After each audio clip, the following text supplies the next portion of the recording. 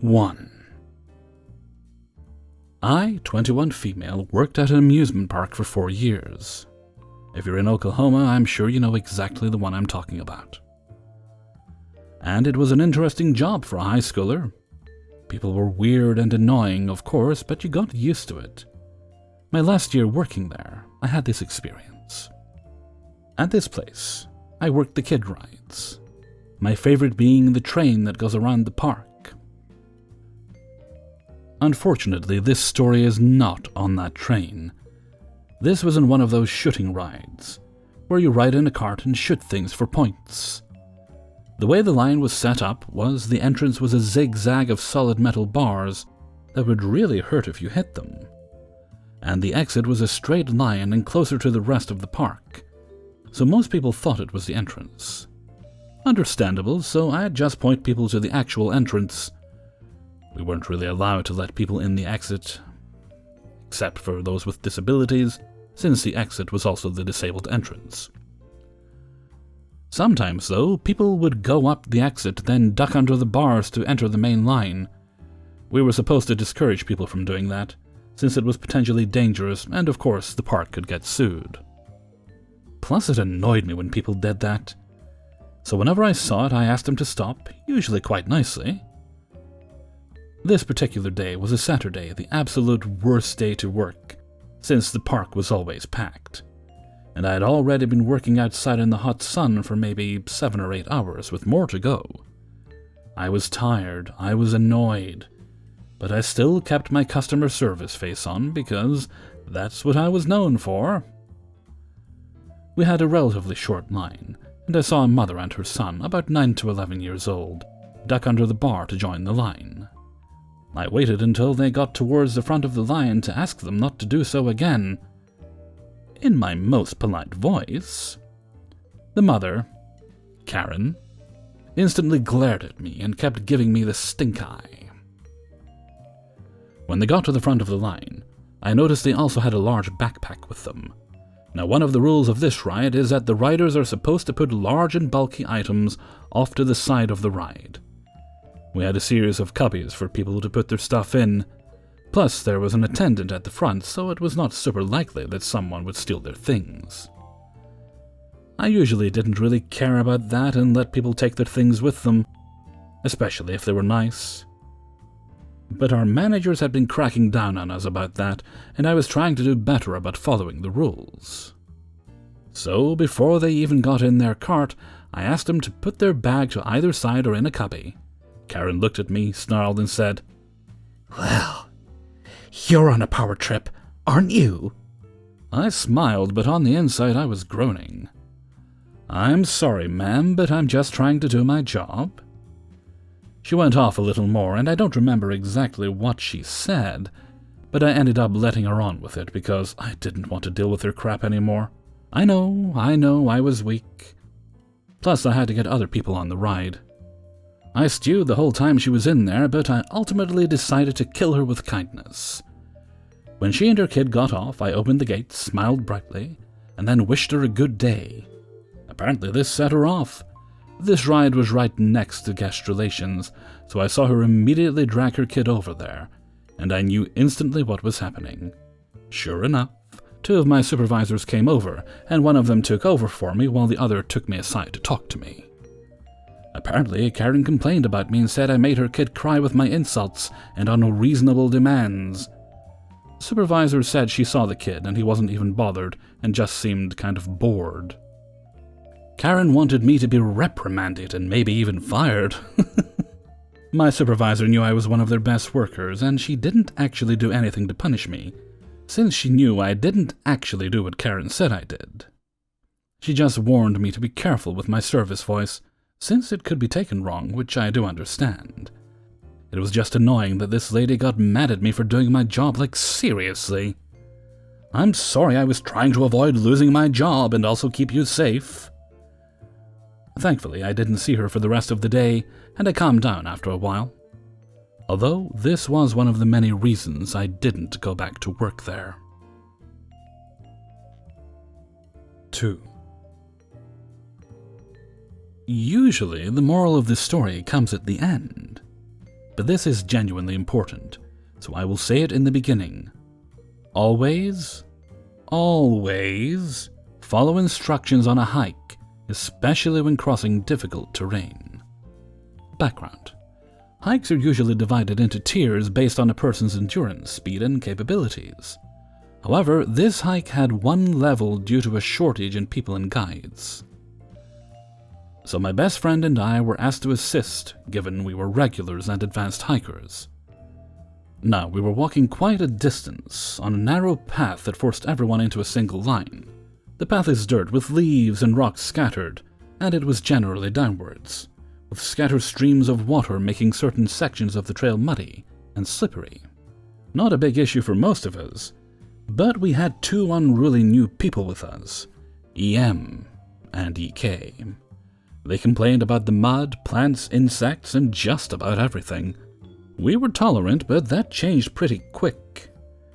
We reached the rather flimsy spot where the dirt is very slippery. Slipping and going off would not kill you, but it'll be a painful trip to the OR for sure.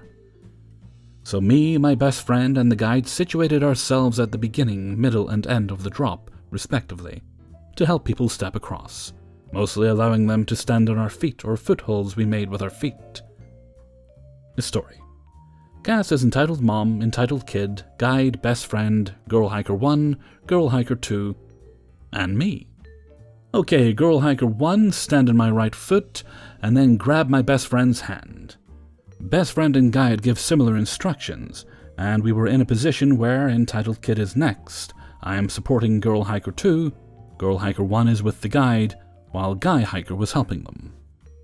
Mom, take a video of me doing this. I will sprint across. No, you won't. You'll stand on my right foot and reach the best friend and take his hand. You cannot tell my kid what to do. Go on, Chief. This is being translated from my native language. The term she used is similar to man of men, or that he is a strong man. No, man, if you do this and he slips, we will all be in danger, and I might not even be able to catch him. Get the hell back. Entitled Kid runs a bit upward and away from my reach, and within his third step he loses his footing and slips. He's now between me and my best friend. While slipping, he grabs Girl Hiker 2's leg, pulling her down. My best friend grabs her arm, and I grab her second one. You fuck! Oh, my baby! You bastards better not let my baby get hurt! Pull him up! My best friend says, Bitch, he caused this! You swine! My baby is more important than all of you. Give him back to me! My friend is a devout Muslim, and the swine insult seemed targeted at that, as it's a completely uncommon insult where we come from. Shut the hell up, you entitled donkey shit. Be aware, although these insults might sound unusual, they may lose something in the translation. Girl Hiker 2, you okay? I'm okay, but he's holding onto my leg and kicking, and I cannot get a foothold. By now the entire group is looking in horror, and the mother is screaming like a banshee. While the guide grabbed a rope and tossed it to the kid, Kid would not let go of the girl's leg, forcing me and best friend to start losing our footholds. You idiot! Grab the rope or we will all go down! Don't you dare scream at him! This is all your fault! You and this trail! Only a swine like you is an idiot. Will you shut the hell up already? Girl Hiker 2, I need to grab you by the shirt, is that okay? Yes, just get me out of here. I reached down and grabbed her by the shirt and undershirt, and pulled her up enough for my best friend to grab her bag and pull her up with me. We felt the dirt beneath us giving way. The dirt was slipping into the kid's eyes as it was tumbling down onto him. He began to flail and scream, causing the mother to start screaming as well. Don't worry, baby, hold on. You idiots are hurting him. Can you put a lid on it, goddammit? She began insulting us again, comparing us to pigs. She seemed rather fond of that. The guide had moved himself a bit below my friend and I, and had a strong foothold. The moment we pulled back enough, he grabbed the entitled kid and pulled him off, allowing us to pull Girl Hiker 2 out and back onto my best friend. I lost a lot of my footing and had to dig my hands into the dirt and spider move myself to a different position. The outcome. The entitled mom ran to the kid to check on him while cursing at all of us, calling us idiots and irresponsible. She kept threatening to sue, calling my friends swine and other explicit words. Now, what she forgot and did not account for is that both my and my best friend's mom are with us, and they saw all of this go down. Best friend's sister even recorded everything. Surprise cast, mom and best friend's mom. Our kids saved you, spoiled brat, so one more word out of you and it would... Best friend mom shoves entitled mom into a tree trunk. How dare you call my kid swine after he saved your kid's life, you racist, entitled bitch. I have half a mind to throw you off this ledge. People like you are what's the problem with this country. One more word about my kid, I dare you. Entitled mom and entitled kid visibly shrank as the entire group gathered around them yelling and blaming her and her kid for what they did. I and my best friend got to cleaning our boots and clothing from the dirt that slipped in. We brushed it off and continued the trail. Hiker Girl 2 stuck around my best friend. They joked and he got her number as well. EM and EK were noticeably silent, and the guide issued them a ban from our group and other groups we usually collaborate with. 3. I was about 17 at the time, and a friend of mine, Mark, was helping to cater some renewal of vows thing. For whatever reason, the catering service just could not find people to work this. Mark was worried that he was going to have to do it on his own. He was only 16 at the time, and had just started working this really stressful job. Well, Mark and my sister Janice were best friends, so Mark hit her up and asked if we would be willing to help him out. Neither of us had any idea what we were doing, but he seemed stressed, so we agreed. We showed up wearing nice enough clothing, and we got a fast rundown of how it was going to work. It seemed simple enough, but we realized pretty quickly that there was tension in the air. This little hour-long gig that they had been hired for was not little at all. There were way more people than the caterers had been notified of, and there was not enough food. Not only that, but the caterers had only been hired to prepare the food and switch it out whenever the buffet dishes were getting empty. The caterers were not aware that they would be responsible for collecting and cleaning all of the dishes when they were done. Part of the reason Mark asked my sister and I to help was because he wanted to make the night easy. Now we were barely able to keep up. Janice was giving out wine, Mark was switching out food trays, and I got the unfortunate job of collecting all of the dishes. Because Mark and Janice were pretty busy with guests, I went up dealing with the angry guests. One of these was an entitled mom that made it her mission to ruin my night. My memory is pretty fuzzy here, but it went a little something like this. Excuse me, there's no mac and cheese left for my boys. They might have run out. What? How can that be? Who the hell takes all the mac and cheese before kids get any? Don't you have more? Nope, afraid not. Then make more. Now, I didn't technically work for this catering company, but I did know that they made almost everything from scratch. The mac and cheese wasn't just a few boxes of Kraft tossed in a pot. I didn't want to make the bride and groom look bad by saying that they didn't order enough food, so I kind of shrugged and said, "It's not that simple, sorry." I started walking away with my big cart of dirty dishes. I was trying to clear off all the dinner plates before dessert was served. But EM grabbed the front of my cart to stop me. Where's your boss? I've had it with your unprofessional behavior. Most people who know me know I have a very short fuse. Normally, I try to stay out of conflict because of it. Ma'am, I'm volunteering my time to help the catering company with this gig. You can try to get me in trouble or whatever, but it really doesn't matter to me. She did one of those pearl-clutching Effendi-style gasps, and I again tried to move my cart past her. Well, since she couldn't stop me, she decided to try and push my cart over. You know, the one filled with several porcelain and glass dishes. I don't know how, but by the grace of God, I was able to jump around the cart and grab the falling side. A few dishes slipped past me and broke on the ground, but ultimately I saved the majority. My heart was pounding in my ears, but this entitled mom just kept yelling about how her sweet son was going to starve because we didn't have any fucking mac and cheese. I was mortified. when I looked around and saw how much attention we had drawn. Eventually the bride made her way over and instead of listening to what I had to say, berated me further. Apparently entitled Mom was her sister. Mark and Janice weren't having much luck keeping the peace either.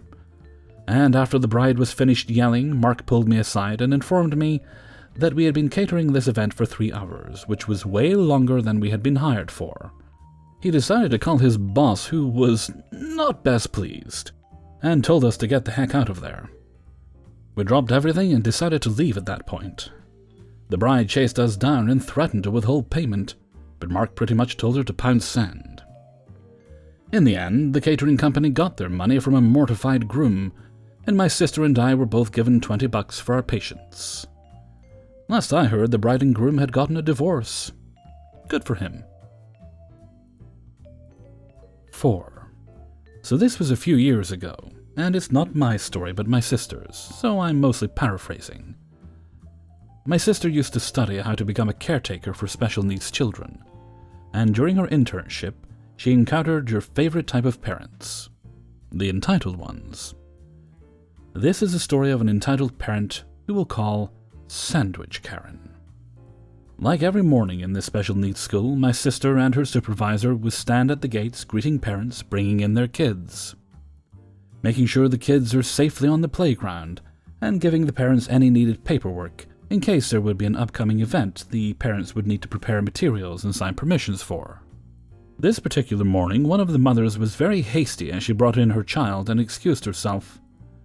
She had overslept and didn't have time for her daughter to eat before they left, so the daughter was still nibbling on her sandwich as they walked in. No problem, the kid could sit on the bench with them until she finishes her sandwich, so that she wouldn't smear the spread of her sandwich on the playground and toys. Mother leaves for work, relieved, and daughter sits on the bench happily nibbling down her sandwich. A few more parents walk in, and then Sandwich Karen walks in with her kid. Upon seeing the girl happily eating a sandwich on the bench, she demands, not asks, demands, they give her son a sandwich too. My sister's supervisor kindly explains that the girl came in with a sandwich as she had not gotten the time to eat breakfast beforehand, and that sandwich was hers. Sandwich Karen was having none of that. Her son sees a sandwich, so her son should get a sandwich. The way this woman was raging about it, almost like a toddler, according to my sister, who said that she seemed to be even less mature than her son. Well, her behavior upset the girl, who has Down syndrome, and made her cry because angry people make her cry. Noticing the girl is crying, now the son starts crying. He is autistic, and people crying makes him cry. Sandwich Karen had the balls to say, "See? You made my son cry, now give him a sandwich." My sister's supervisor told Sandwich Karen simply that she has to leave. She is upsetting the children and causing a scene. If she does not leave now, she will no longer be welcome, and she would either need to have someone else drop off and pick up her son, or find another special needs school for him. Good luck with that second option. In a huff, Sandwich Karen left. My sister and her supervisor calmed down the children, and the day went on as usual.